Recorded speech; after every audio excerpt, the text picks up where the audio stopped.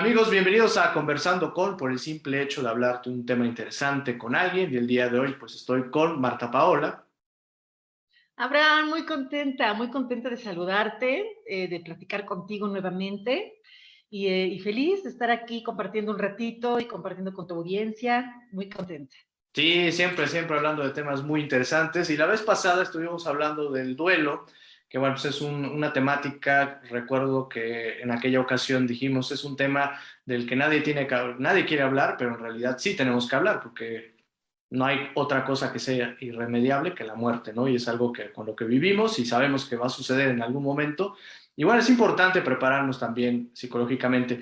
Y la vez anterior tuvimos la oportunidad de charlar precisamente de esta parte del duelo y hablamos mucho de la cuestión emocional, de cómo llevar esta situación. Pero me gustaría que continuáramos ahora hablando de la cuestión espiritual, porque a final de cuentas somos seres emocionales, también somos seres espirituales y también hay que trabajar el espíritu y también hay que ver desde esta otra perspectiva. Pero cuéntanos un poquito acerca de esta preparación espiritual que tenemos que tener para vivir un momento como este que es tan delicado. Pues mira, Abraham, justo en estos tiempos que es enorme la cantidad de personas que están en duelo, porque pues las estadísticas nos dan los fallecimientos por COVID.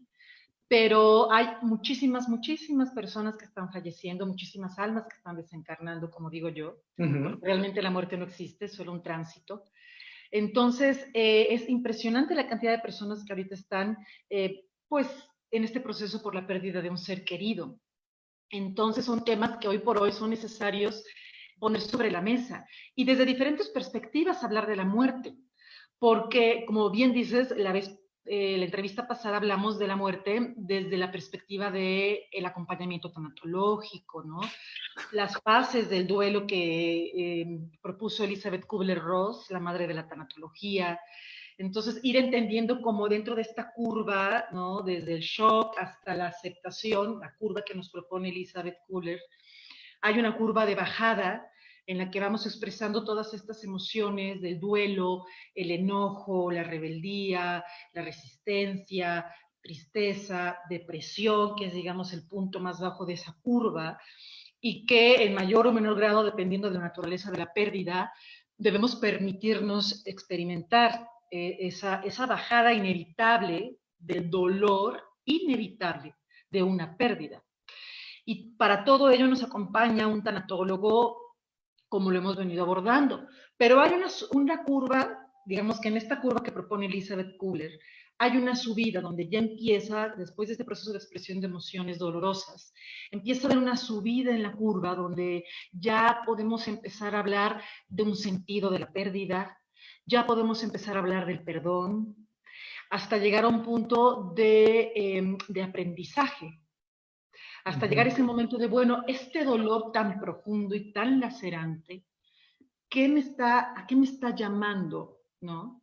Y para lograr esa ascensión, digamos, sí o sí necesitamos de la espiritualidad. Digamos Ujú. que toda psicología sin espiritualidad está coja. Entonces, Ujú. la psicología, entender a la psicología humana nos ayuda a esa expresión de emociones dolorosas, densas, ¿sí? Y como también aborda la tanatodinamia de Fernando Gómez Urrea, pues cada duelo es único, cada ser humano tiene una historia que hace que cada uno experimente el duelo de acuerdo a su propia vida, a su propia biografía. Entonces, todo este proceso de bajada nos ayuda, nos llevan de la mano. Pero para ir subiendo, como acabo de mencionar, necesitamos la reflexión espiritual, necesitamos irnos a verdades más profundas, a verdades muchísimo más elevadas, porque en los cursos que he dado, de verdad, muertes, imagínate cómo puede una madre comprender el suicidio de un hijo de 17 años. Ujú. Sí, sí, y además encontrar el aprendizaje. O sea, ¿cómo le dices a una madre, voy a decirlo en estos términos fuertes, Ujú. pero de verdad quizás gráficos, pero necesarios para lo que quiero exponer, una madre que encuentra a su hijo de 17 años colgado en su recámara, ¿cómo le dices a que haya aprendizaje en una experiencia de ese calibre de dolor?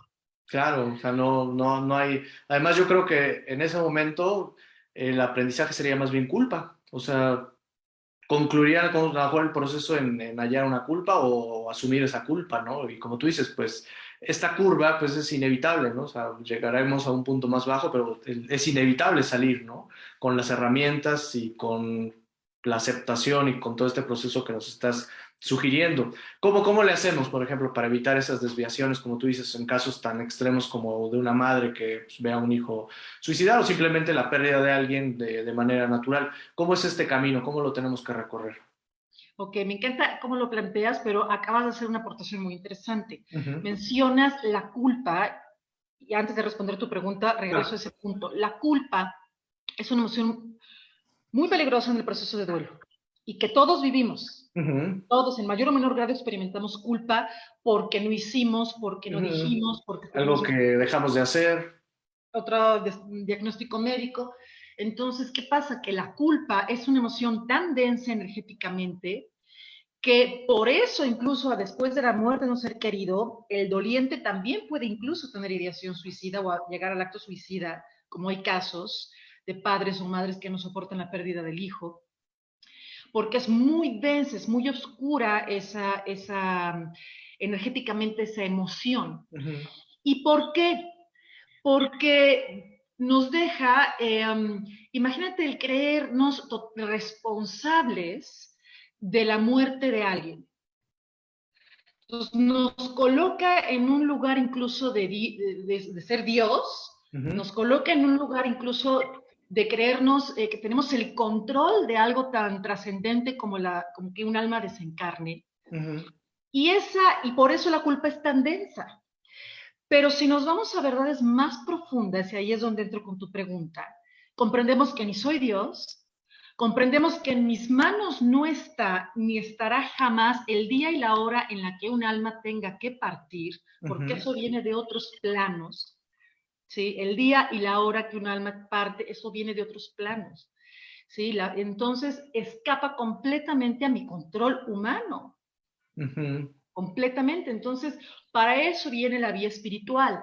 Cada uno, obviamente, aquí entramos también en cuestiones de dogmas de fe, porque cada uno tiene pues una religión que lo sostiene. Entonces, yo me voy mucho por la vía espiritual. Como tú entiendas un orden superior, llámale Dios, llámale Alá, llámale Jesús, llámale Buda, llámale Ein Sof, Hashem, como tú lo concibas, universo. ujú, Pero hay un orden superior, hay una inteligencia superior que es la que te va a dar el impulso de su vida en un dolor de esta naturaleza. ujú, ¿Cómo preguntas tú? Yo lo abordo desde la mística hebrea ujú, o cábala. A mí me ha encantado la mística hebrea y la cábala porque me ha dado muchas respuestas. Ahora, ¿qué es la cábala? ¿No? Dentro de lo que es la mística hebrea.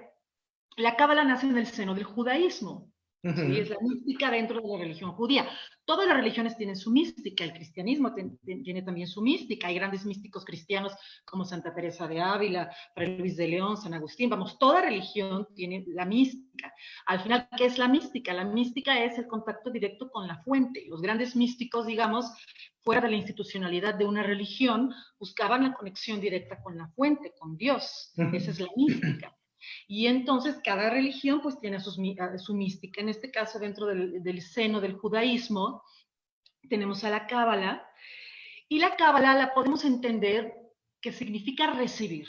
¿Recibir qué? Recibir conocimiento de lo divino. Y da respuesta a dos preguntas fundamentales, que es el origen de la creación y el origen del alma humana. Entonces son dos visiones, la visión cosmogónica y la visión subjetiva. Yo en este caso abordo, digamos, la visión subjetiva. El alma llega a este cuerpo físico con un plan. Entonces ya hay un camino que nosotros tenemos que recorrer. Claro que también hay un libre albedrío en ese camino que vamos recorriendo, ¿no? Pero hay, digamos, ya una experiencia a la que estamos llamados y conforme vamos avanzando en nuestra vida se va revelando poco a poco. Ujú, Entonces, estas reflexiones, y que dentro de lo que es la cábala, hay algo que se llama el árbol de la vida, tanto cosmogónico, no me voy a meter ahí, que es el origen de la creación, como exacto, sí. Ujú, subjetivo. Entonces, el árbol de la vida subjetivo Este árbol de la vida subjetivo es como un mapa del alma. Y este mapa del alma que tiene 10 dimensiones o 10 energías, ¿sí? Nos van dando como una guía o una hoja de ruta llamados a equilibrar, que estamos llamados a rectificar, que estamos llamados a aprender.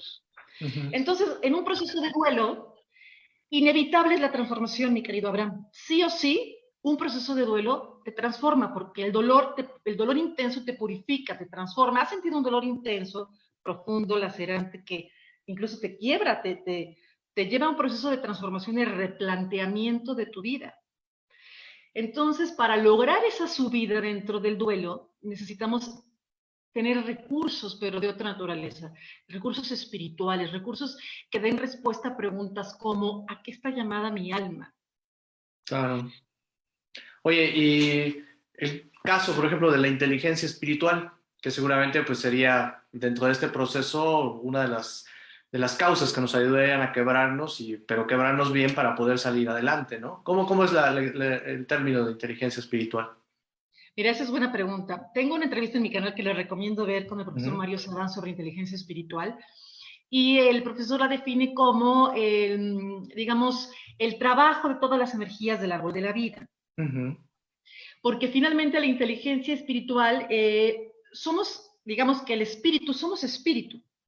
Y el espíritu se esconde en el alma y el alma se esconde en el cuerpo físico y el ujú. cuerpo físico llega al plano físico con el propósito de evolucionar.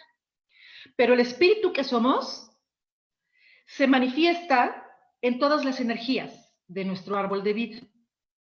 Se manifiesta como entendimiento, se manifiesta como sabiduría, se manifiesta como perdón, se manifiesta como belleza, se manifiesta como límites, se manifiesta incluso en la materia.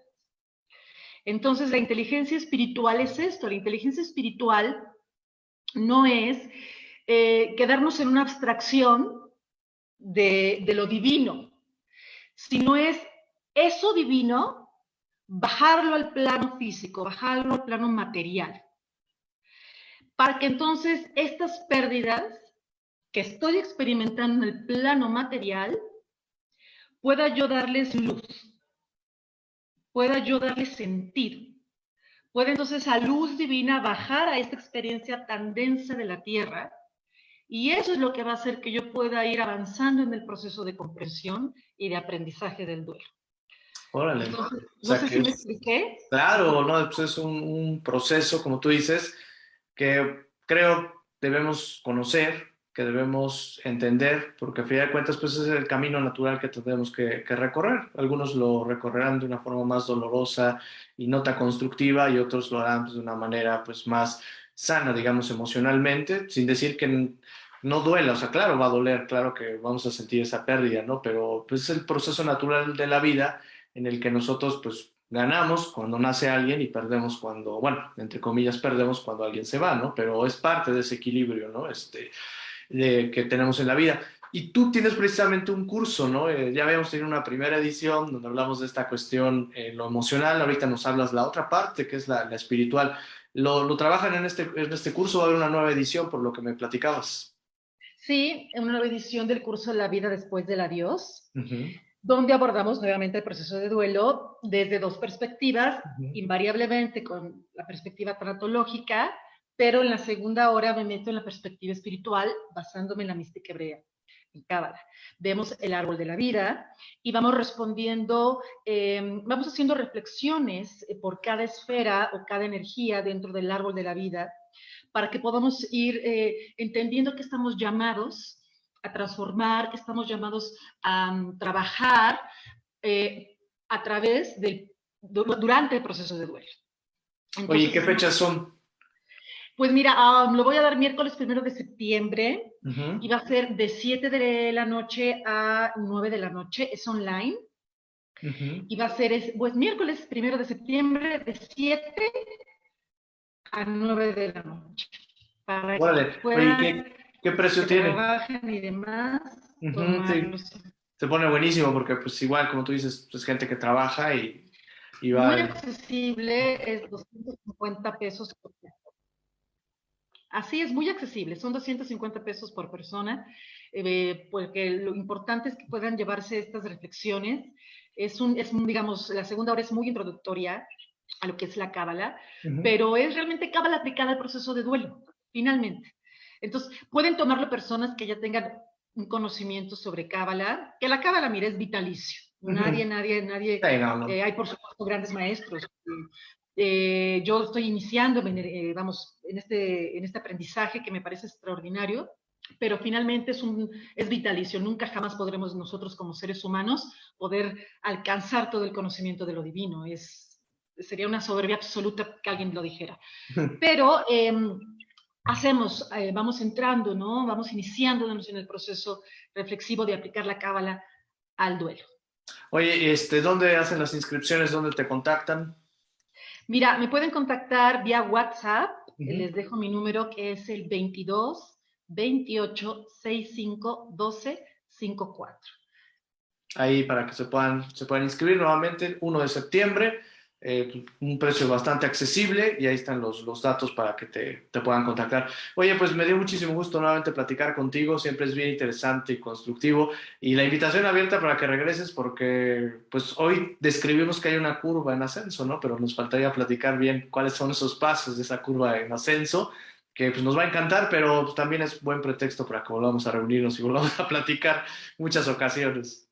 Ya, Abraham, gracias. Yo te agradezco enormemente el espacio, la oportunidad de explicar un poquito de qué va el curso y pues te agradezco a ti enormemente tu apoyo. No, gracias a ti y también gracias a todos ustedes que le dieron clic a esta entrevista. Mi nombre es Daniel Fajardo, como siempre me da muchísimo gusto estar con ustedes y nos vemos en la siguiente emisión.